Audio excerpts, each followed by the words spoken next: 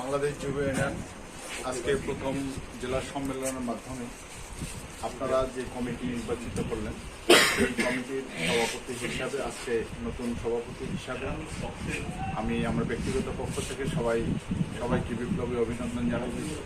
আজকের এই সম্মেলন এবং কমিটি নির্বাচিত করার পেছনে লালমনিরহাট জেলার প্রত্যেকটি সদস্য সহ প্রত্যেক শুভানুধ্যায়ী এবং আমাদের সহযোগিতাকারী ব্যক্তির একটা ঐকান্তিক প্রচেষ্টা সার্বিক সহযোগিতা আছে।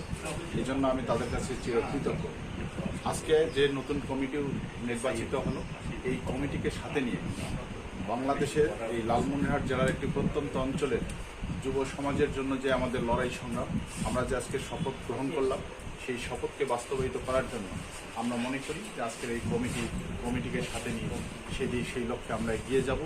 সাধারণ মানুষের প্রত্যাশাকে পূরণ করার জন্য আমরা আমাদের দৃঢ় প্রতিজ্ঞাবদ্ধ থাকবো। ধন্যবাদ সবাই।